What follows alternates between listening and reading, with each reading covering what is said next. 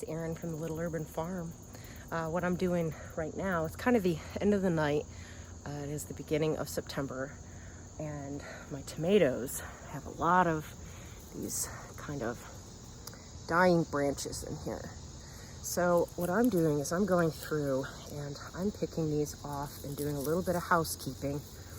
And the reason I'm doing this is because the bugs are really starting to take hold out here. The leaf-footed nymphs this time of year, they will find their way.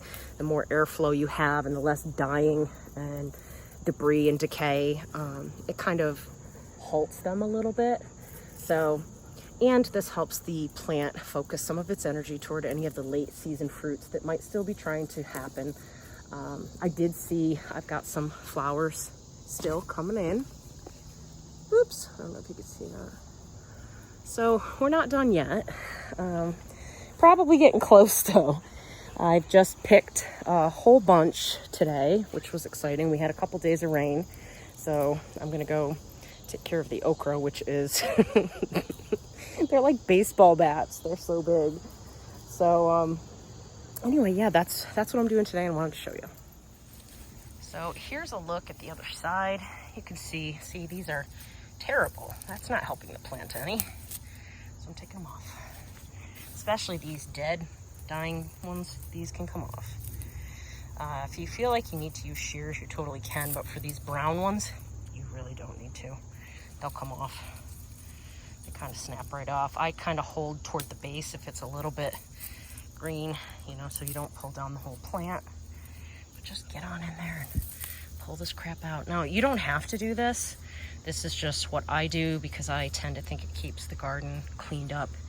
And like I said, I like to think that it helps the plant focus the last of its energy where it needs to. So this is a good practice to have.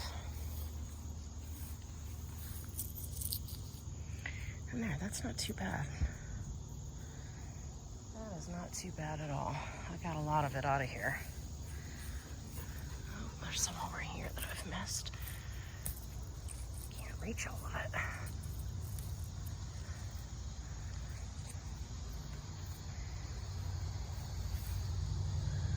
All right, that's looking a little better. Here's another flower, so, you know, not all hope is lost. Not yet, although they are getting much, much smaller. All of these tomatoes, they just keep getting smaller and smaller, which means their energy reserves are kind of zapped. You know, these were very big tomatoes before. In fact, here you can see next to it, this is, you know, fairly good size compared to how tiny those are. So, and I'm sure the heat probably has a little bit to do with that.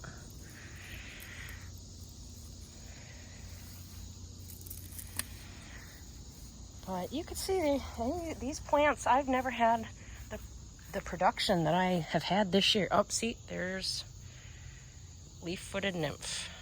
That's what they look like right there. And they multiply like crazy. And what they do is they suck on the fruits of your plants, specifically tomatoes. They love tomatoes. I don't think that's from one of them, but they kind of have these little, I don't know, like little suckers that they put into the fruit, and it kind of breaks down the fruit. So that's why I like to try to get them out of here if I can. They're little boogers and they're hard to control. Oh, I don't even know where he went. They fly off. They often fly off before you can do anything about them, but their baby nymphs look like almost like little ants or spiders. They're tiny and they're red. If you see clusters of those, oh, nope, there he is. If you see clusters of these little red things that you're like, oh, what are those? Why are they there? That's probably their nymphs. One of the other things that I'm doing while I'm out here is saving the dill seeds. So these seeds have probably already somewhat fallen, so I might get a lot in this garden bed next year, we'll see. But all of the few that are left in this bed down there, they're dried up. And if you look very closely, you can see that there are little seeds on the ends of there. See those? Those are seeds. So I'm going to go ahead and collect these so that I can save them for next year. And this is a little hard to do one-handed, but what I'm going to do is just pop it into this bag. I'm going to snip it and drop it in there and save it. Now you want to make sure that they're dry. If they're not dry, they can get moldy. So even though I'm collecting them in this bag, I'm probably going to leave this bag open a while just to be safe so they don't get moldy.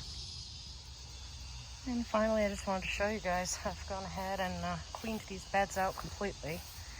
So I've got 2 empty beds here, and if I come over here, I've got this space here as well.